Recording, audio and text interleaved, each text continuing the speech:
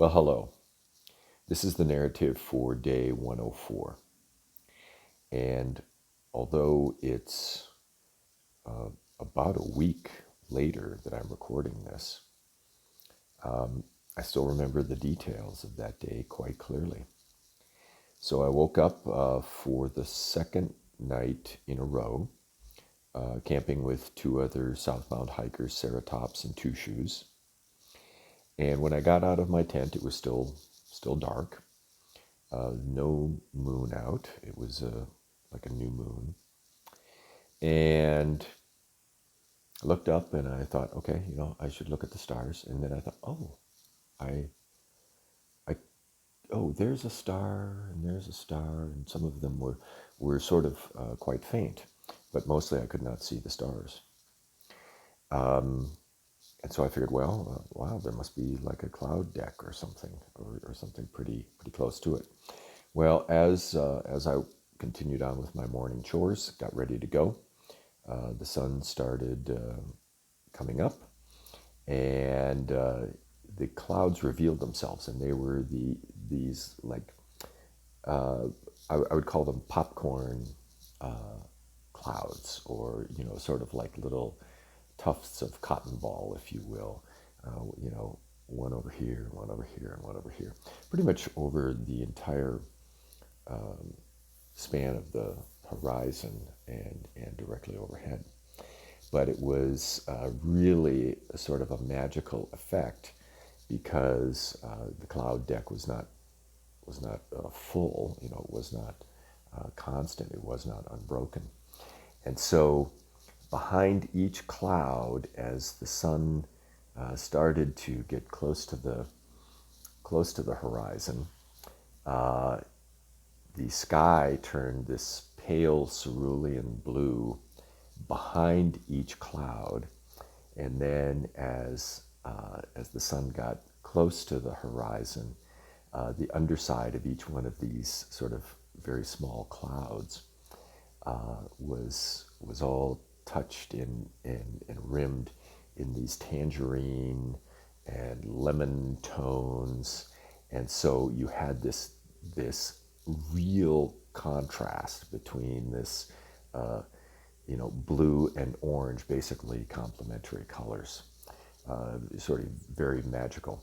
And it changed really fast. I mean, the underside of each one of these clouds was changing tone, certainly by the minute. It appeared almost by the second. So it was a really great sort of sunrise experience, quite different from the previous days, however.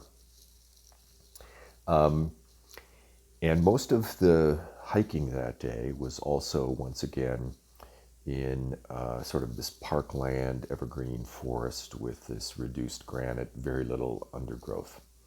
But later in the day, when I went down, followed this river valley, and then up this other little creek, suddenly there was like this biome change, and it was very startled, very startling, if you will. And it sort of became just like the desert, pinyon trees and a lot of sort of thickets, and there was even a prickly pear or two suddenly just right there. And within maybe a quarter mile, I had climbed out of it again, and I was back in the evergreen forest. But it certainly was sort of a wake up to me that I'm entering the desert, and this was a little foretaste of what I could expect. I became very confident. I became much more confident in having my phone powered off for almost the entire day, not checking gut hooks and just saying to myself, well, I'm just going to follow this trail, try to follow the signage. And it's sort of interesting. It's one of these cases where, because you have the ability to do something, to check where you are on the GPS, it sort of debilitates you, and it is freeing not to have to rely on that. I mean, it's kind of the only way I could express it to you, But that's how I was feeling, that it was sort of liberating not to be a slave to my far out guide and where am I, and just sort of going with it and experiencing the trail in in kind of a new and different way. And this feeling had been growing for a few days, but it really sort of struck home to me that day. And then it was in the early afternoon. I was coming along the trail and I saw a woman coming the opposite way. And at first I didn't recognize her because she had big sunglasses on and a big floppy hat. But it was Linda from Sydney, who I had already had sign my pack earlier. And here she was, and we sort of caught up with each other. And she was getting off at Cottonwood Pass, which was still several miles down the PCT, down the opposite way that I had come from.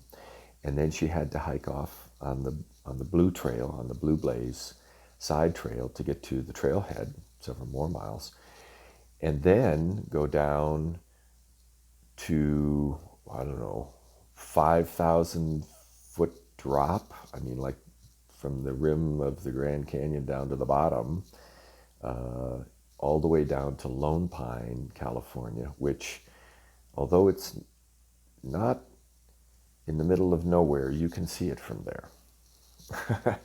I would describe Lone Pine. Actually, I do really like Lone Pine. But here was Linda filling in a section of the PCT she hadn't been able to do, trying to complete the PCT. And then I said, well, when do you fly home to Sydney? Tomorrow. I'm like, you're on the trail. You're on the trail right now, sort of like in the middle of nowhere. You're far from LAX. And she didn't seem to be terribly concerned by that. And I thought to myself, this is a badass woman. This is a hiker's hiker. I just admired her for squeezing out as much of the PCT as she could in every day that she had here in America. And so I wish her well, and has to be back in Sydney by now. But it was good to see her. And then I finished the day at Death Canyon Creek, something like that, where I had camped 4 years before. So I had a ready source of water there. It is becoming obvious to me at this point that water increasingly is the planning factor for the day.